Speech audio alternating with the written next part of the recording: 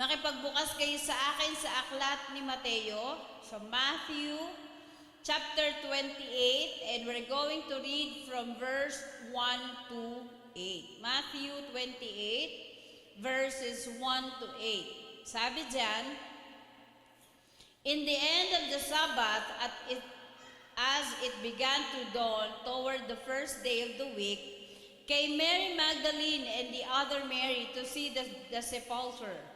And behold, there was a great earthquake, for the angel of the Lord descended from heaven, and came and rolled back the stone from the door and sat upon it. His countenance was like lightning, and his raiment white as snow. And for fear of him, the keepers did shake and became as dead men. And the angel answered and said unto the women, Fear not ye, for I know that ye seek Jesus, which was crucified." 6. "He is not here, for he is risen, as he said. Come see the place where the Lord lay, and go quickly and tell his disciples that he is risen from the dead, and behold, he goeth before you into Galilee. There shall ye see him. Lo, I have told you." 8. "And they departed quickly from the sepulchre with fear and great joy, and did run to bring his disciples word." So ito yung kwento na merong dadalaw na mga babae headed by Mary Magdalene, dadalaw doon sa libingan ng Panginoong Yesus. But it so happened, nung marating nila yung libingan, nakita nila na yung mga bantay ay nahimatay. No, kasi malakas yung pag-uga, tapos biglang nabuksan yung pinto. Imaginin mo, sabi nila, ang bigat daw nung iniharang na pinto doon sa libingan ng Panginoong Yesus ay nasa almost 1,860 kilos. Ayan. Di ba yung 10 kilo nga? Hirap na tayong buhatin eh. Di ba? Yung mga lalaki, siguro kaya nilang bumuhat ng kalahating kaban, which is 25 kilos. Di ba? Malakas na sila pag nabuhat nila yung isang kaban, which is 50 kilo. Pero we're talking of not just 100 kilo, but we're talking of 1,800 plus kilo. So, sabi nga nila, it would take at least 20 men para i-roll yung nakaharang na bato doon sa libingan ni Jesus Christ. Kaya natakot nung lumindol, nabuksan yung pinto, tapos wala doon yung katawan ni Jesus Christ. Siguro sobrang takot ng mga nahimatay na sila. So kaya ang inabot na lang nila Mary Magdalene doon ay yung anghel. So, anghel ang nagbalita na wala na doon si Jesus Christ. Alam nyo, meron tanong dito. Di ba sa Bible, ang madalas ina-account or ang madalas pangyayari, puro lalaki. Di ba? Yung sa 5,000 na pinakain ng Panginoon, tsaka sa 4,000, ang naka-account doon lalaki, walang babae. Di ba? So, it means it's 5,000 and more kasi meron pa mga babae. Pero, dito sa case ng pagkabuhay, yung pagkaalam, yung discovery na ang Panginoon ay nabuhay na, babae yung pinaalam, yung nakaalam na una. Alam niyo ba kung bakit? Alam niyo kung bakit babae?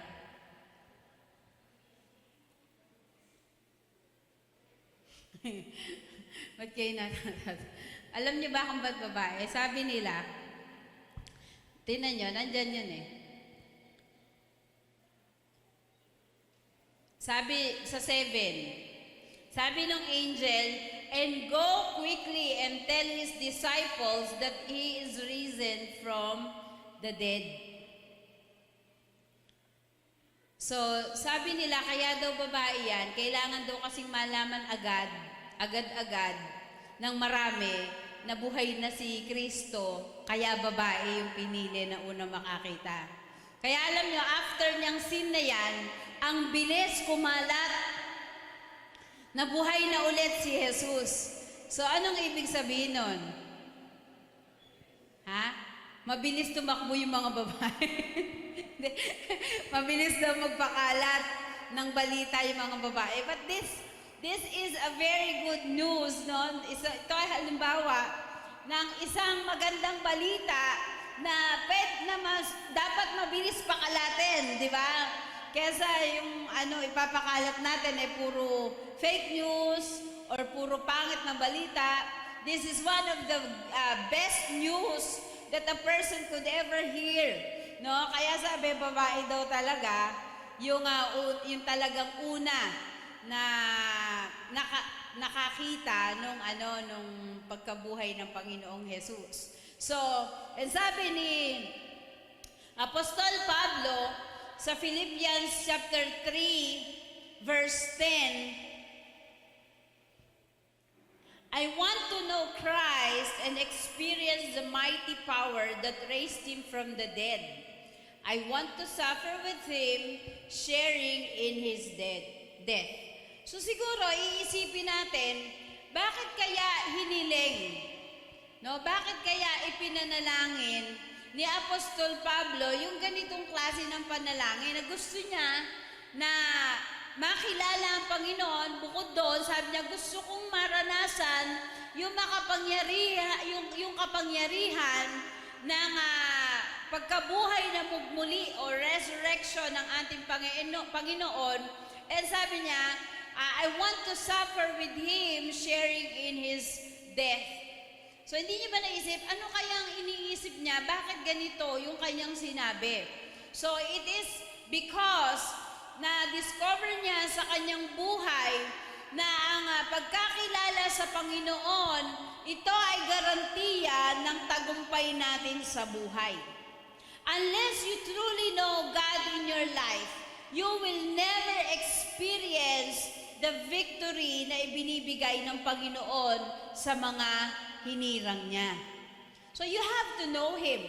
You have to know how He did it. Diba? Kaya lumabas, what would Jesus do? So, kaya kung kilala natin ang Panginoon, na alam natin yung kahalagahan ng kanyang pagkabuhay na magmuli, sabi, anuman ang ating battle sa buhay, anuman yung ating mga struggle, sigurado, we would experience victory. Diba?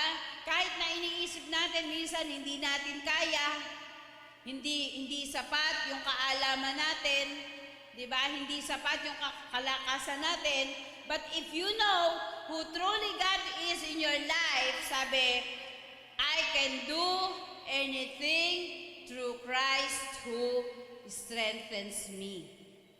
Diba? So, kapag ang buhay natin ay nakakabit sa Panginoon, diba?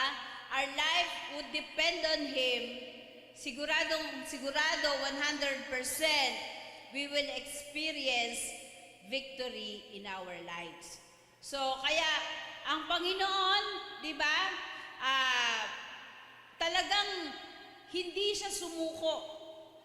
Kailangan niyang tapusin yung kanyang trabaho dito sa lupa para ito ay magsilbing halimbawa sa bawat isa sa atin. No, kaya mahalaga, hindi lang natin alam na ang Panginoon ay ipinanganak o dito sa lupa, siya ay nangaral, siya ay nilitis, siya ay pinahirapan, siya ay pinako sa krus, namatay, and then on the third day, nabuhay. Hindi lang ganon. But we must know who God is sa buhay natin. Anong papel ng Diyos? Diba? Anong purpose? Bakit ginawa ng Panginoon yun? Diba? Siguro kung pag-aaralan yun by detail, yung pinagdaanan ng Panginoon, napakahirap. Sige, tatanungin ko kayo. Ilang trials ang pinagdaanan ni Jesus Christ bago siya mahatulan na ipako sa kamatayan? Huwag kayo mag-google. Ilang trials? Ilang trials? Herod, ang kinaharap ni Jesus Christ.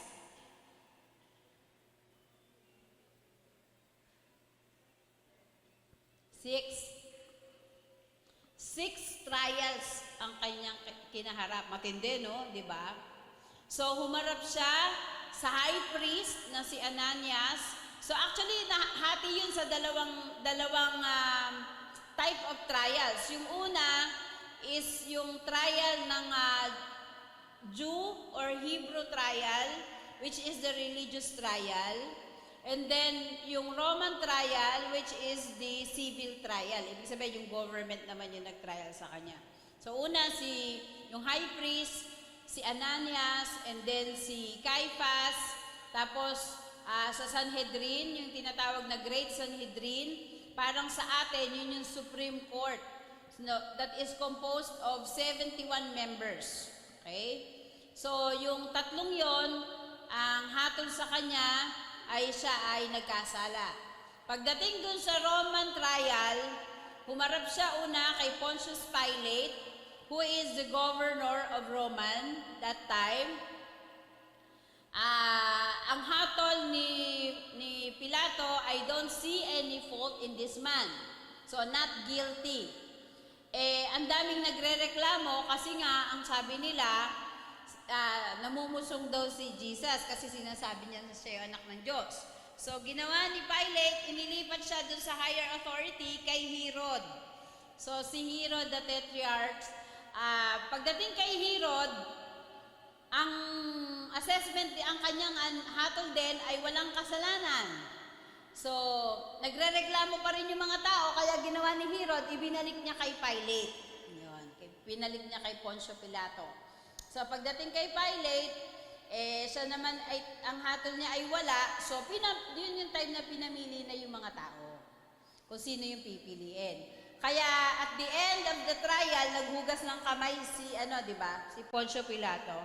Kasi sabi niya, wala siyang nakita na pagkakamali. Ibig sabihin, yung dugo ni Jesus Christ, hindi pwedeng isisi sa kanya kasi ang hatol niya ay not guilty. Okay? So, yun yung mahabang istorya. Tapos, yun na, ipinako na siya sa krus.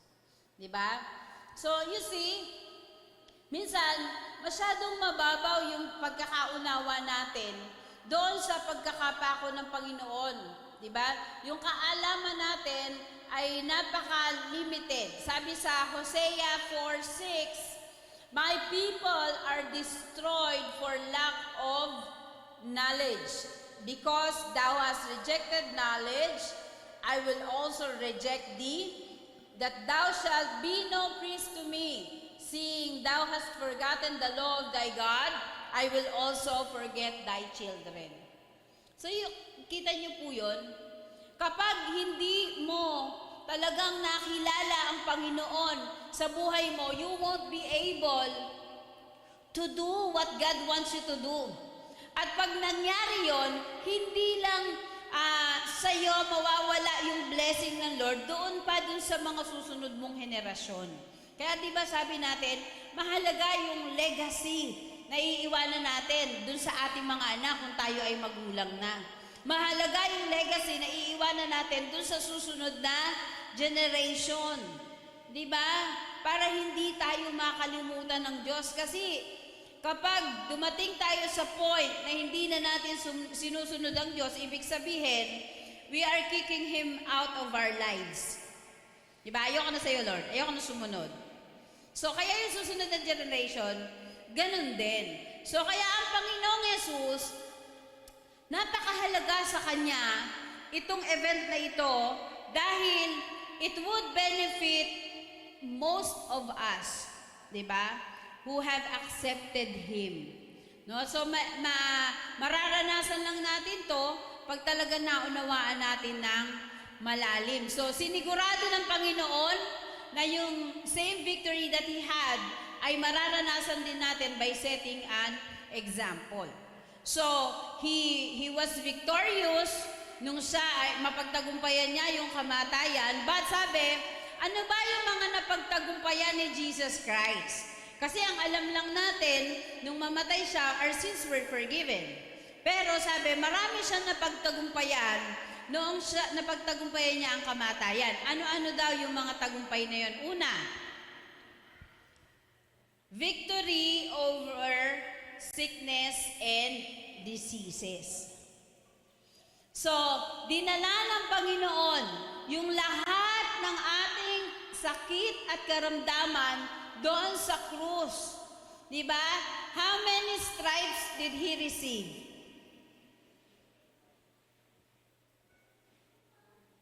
40 stripes. And sa study, 40 ang major diseases meron tayo sa mundong ito. Major diseases. So, ibig sabihin, dinala ng Panginoon lahat ng sakit at karamdaman natin. So, kung tayo ay may sakit at karamdaman, we must believe na ang Panginoong Jesus ay namatay at napagtagumpayan niya ang lahat ng uri ng ating sakit. But of course, talaga namang minsan, nagkakaroon tayo ng sakit na hindi mapagaling kasi ito ay bunga na nung ating mga kinain, nung ating mga habit, nung tayo ay bata pa. No? But still, di ba, kung tayo, we would have the faith, kaya tayong pagalingin ng Panginoon. And sabi, kaya din tayong iligtas ng Diyos sa premature death. Alam niyo yung premature death? Naalala ko, si Pastor Larry, sumakit yung ulo niya. So, dinala namin siya dyan sa Perpetual. Tapos, nung nandun siya sa Perpetual, hindi siya gumaling. So, lumala yung sakit niya hanggang dumating siya sa point na hindi na siya makahinga. So, we decided to transfer him sa ibang hospital. So, we learned na yung palang kanyang baga, 3/4 na yung may tubig. So, kaya affected na rin yung internal organs niya. And then, yung mga isinaksak sa kanyang gamot, parang naglaban-laban. So, yun yung inayos. Isa, nilipatan niyang hospital, yung Asian Hospital. So, sa Asian Hospital, ang dami nang lumabas na sakit niya. So, may sakit siya sa puso, diabetic siya, tapos yung pinakamalupit, meron siyang hospital-acquired pneumonia. So, sobra yung hirap niya talaga noon na kahit anong gamot yung ibigay sa kanya, parang hindi na tumatalab. Then, nagbibilin na siya sa amin. Tapos, kami, syempre, sobrang natatakot kami. Diba? Sino dito yung hindi natatakot na mawalan ng magulang? So, hindi na rin namin alam ang gagawin namin. So, kaya talaga noon, abot-abot yung prayer namin. Humingi kami ng tulong sa ibang mga church members, sa mga pastors para ipag-pray siya. And then, dumating yung time na sabi ng doktor, talagang malala yung kondisyon niya. So, kahit siya, lagi siyang dumadaing, sabi niya, medyo hirap na nga siya. But there was a time in his life na nagkaroon siya ng malinaw na vision, nakausap niya ang Panginoon. Sabi niya, Lord, wag niyo po muna akong kunin kasi ang ginawa niyang dahilan noon ay marami pa yung magagawa ko sa paglilingkod. Tapos yung asawa ko po may sakit. So that time, buhay pa yung mami ko eh. So after nung prayer niyang yon, he was sleeping. So after nung prayer niyang yon, nandun kami sa room kasama niya sa hospital. Parang alam mo yung room niya, parang naging foggy. So iba yung pakiramdam, sobrang peaceful. And kahit ako hindi ko ma-explain yung nararamdaman ko, nung umupo ako, tinitignan ko siya, sabi ko parang ang peaceful nung pakiramdam niya, unlike nung mga nakaraang araw na talagang lagi siyang dumadaing. And that time, umiiyak talaga ako. Sabi ko, Lord, thank you po. Tapos nagpray ako na pagalingin na yung daddy ko. And then, pagkagising niya, hindi nawawala yung sakit ng ulo niya.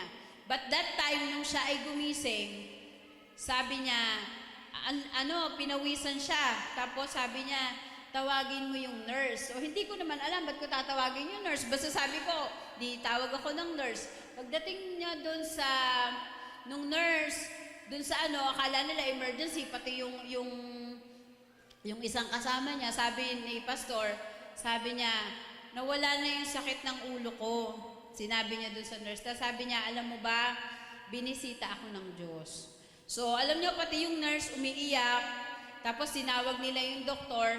After that incident, ichinek siya, nag-normal na yung mga test niya. So you see,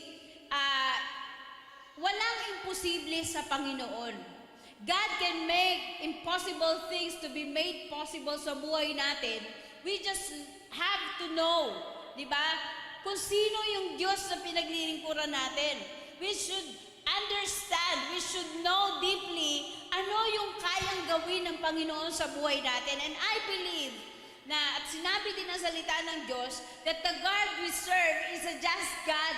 What He did to other people, He can do to your life. So ang kailangan lang, tayo ay maniwala. We should always seek God's Word, no, for answers sa mga question natin. So sabi sa Exodus chapter 23 verse 25 to 26, and ye shall serve the Lord your God, and He shall bless thy bread and thy water, and I will take sickness away from the midst of thee. There shall nothing cast their young, nor be barren in thy land. The number of thy days I will fulfill. Kapag tinanggap natin ang pangako ng Diyos sa ating buhay, sabi, di ba? Sabi niya, aalisin ng Panginoon yung mga sakit at karamdaman.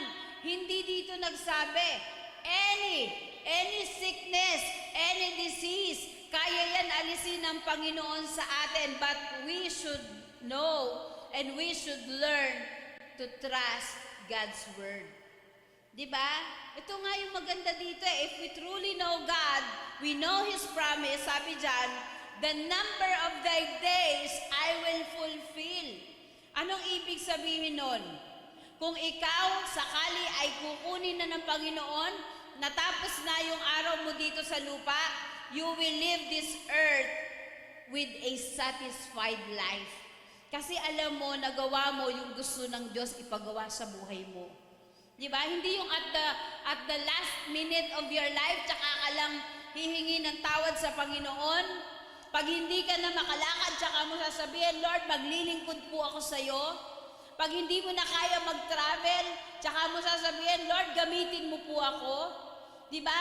That is not God's right timing for you. God's right timing for each and every one of us to be used for thy glory is now. Hanggat may lakas ka, hanggat may pagkakataon ka pa, hanggat may kakayahan ka, ibigay mo ang buhay mo sa Panginoon at magpagamit ka sa Kanya. Diba? Never be too busy with your life na nalimutan mo na merong Diyos na lumikha sa'yo, merong Diyos na nagbigay ng buhay sa'yo, and the one reason why we were created is to give glory to God. Diba? We should always acknowledge na ang buhay na ito ay nagmula sa Diyos. If we will hold on God's promises sa buhay natin, sabi, the number of our days will be fulfilled. It will satisfy us. No? We will truly be satisfied. Pangalawa, sabi, victory over storms of life. Yan, marami sa atin, marami tayong pinagdadaanan na mahirap sa buhay natin, di ba? Yung iba, pag wala sa Panginoon, ang resort nila, magbibisyo sila, magpapariwara sila, or worse, magpapakamatay. Pero tayo, hindi natin kailangan gawin yun. Diba, hindi natin kailangan magrebelde. Kapag maraming mahihirap na pinagdadaanan sa buhay, hindi natin kailangan sumuko. Why? Kasama sa pinagtagumpayan ng Panginoong Jesus sa krus is yung tagumpay sa mga unos sa ating buhay. Diba? Sabi sa Matthew chapter 8 verse 23 to 27. So ito yung kwento na kasama ni Jesus yung kanyang mga alagad, no? Doon sa isang bangka. Sabi, and when he was entered into a ship, his disciples followed him. And behold, there arose a great tempest in the sea. So it's a great storm, in so much that the ship was covered with the waves. So sobrang laki nung alon, sabi, halos tabunan na. Nakakita na, sino dito yung naka-experience na nakasakay sa bangka o kaya sa barko na malakas yung alon? Wala pa? Ay, hindi po, hindi masaya yung buhay nyo.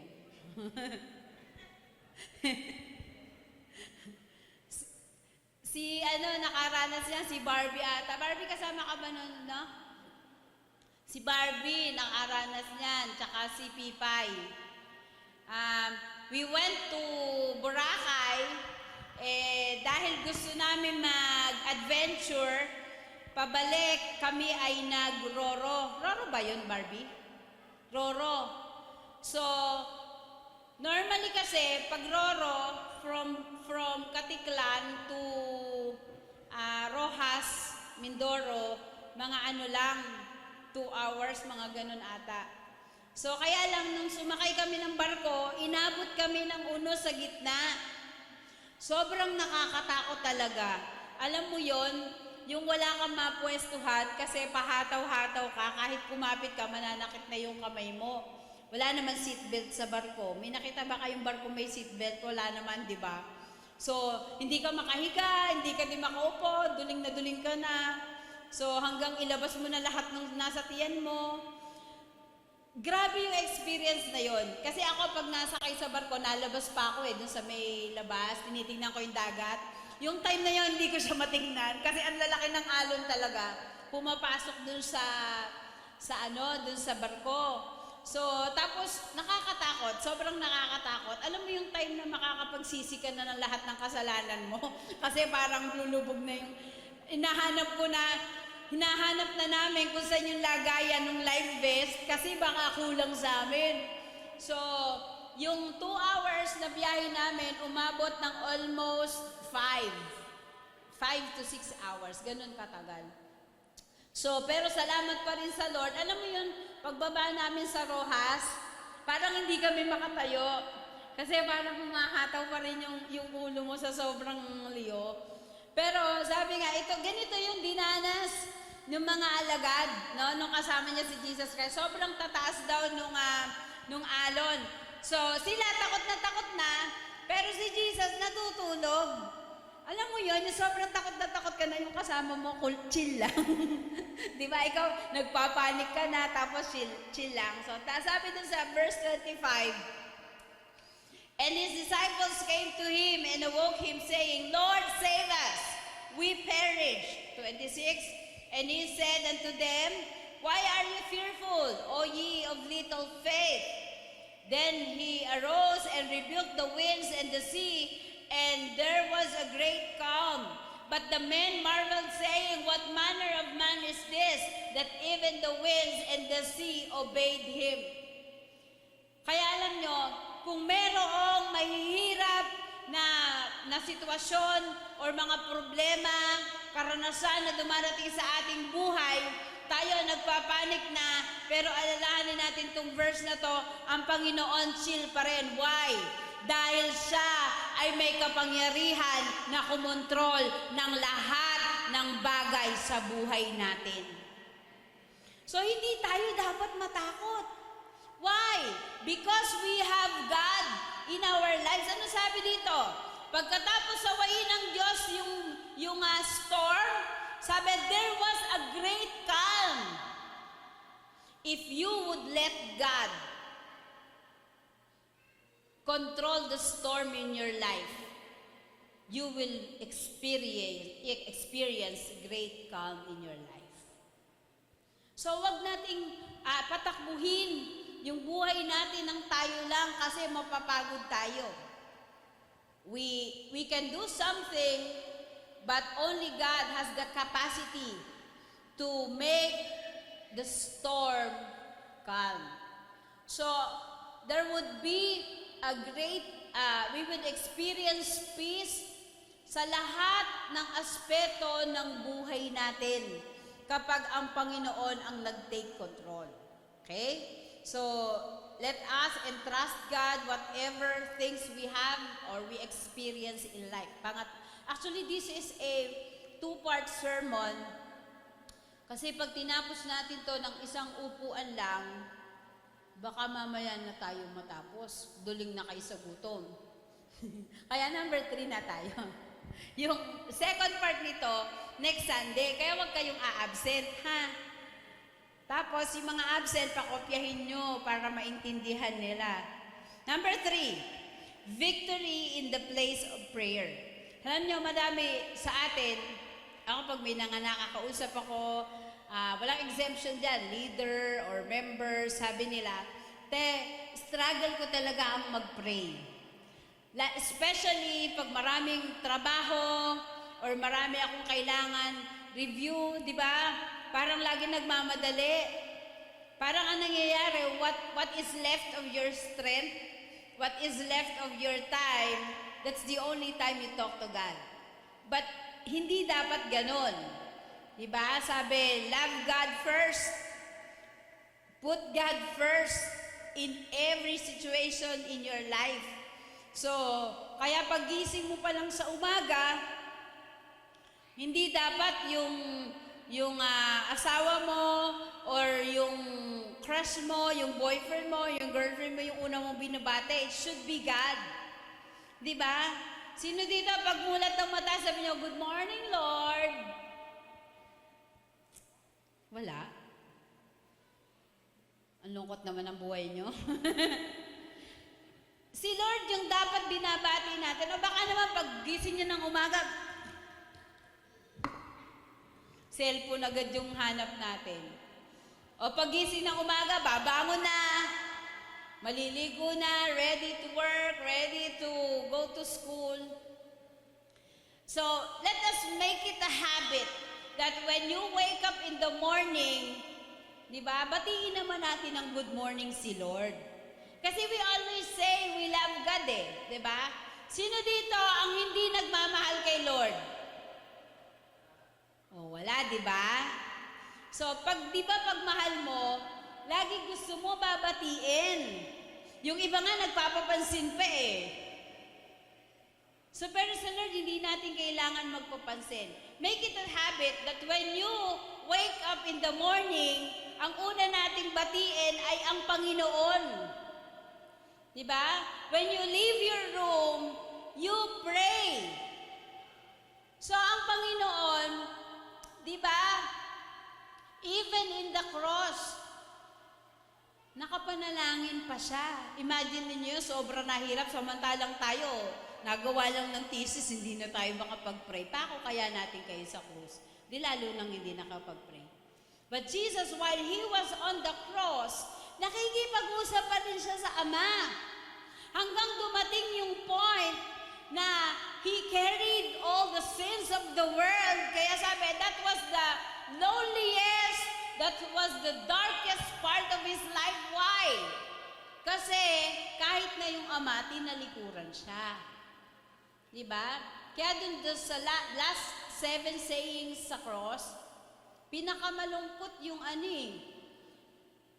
my God, why hast thou forsaken me? Diba? So you see, even in his agony, even in his pain, he was able to spend time talking to God. Kaya wala tayong excuse.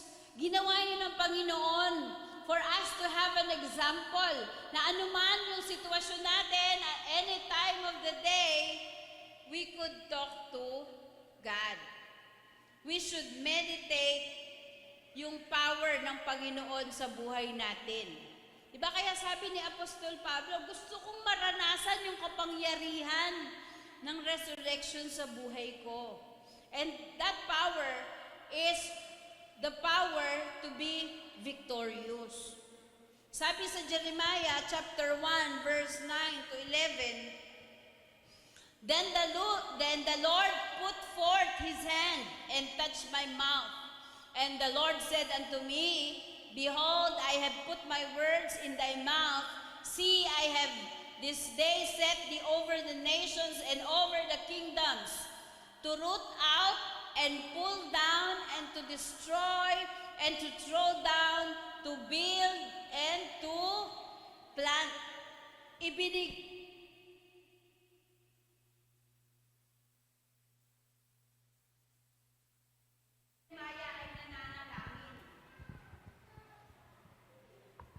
And we can receive that same power kapag tayo ay nananalangin at nakikipag-usap sa Panginoon. But we have the power to build. Diba? There are people who needs our help. There are people who needs us to share God's love. Kaya dapat ang mga Kristiyano hindi nananatili na nasa loob lang ng church. Umaawit, nananalangin, nakikinig. But after hearing, we forgot. Diba? Nalimutan na natin lahat ng ating narinig. Nalimutan na natin that we have a responsibility in our life.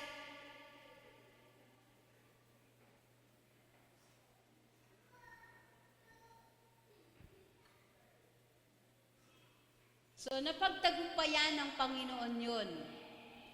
Even in time of pain, even in time of sorrow, di ba? Nakuha pa rin niyang manalangin. Kaya, wala tayong pwedeng idahilan na, Lord, sorry po, hindi ako nakapag-pray kasi sobra po yung pagod ko. Ano ang mas mahirap? Gumawa ng thesis o ipako sa krus?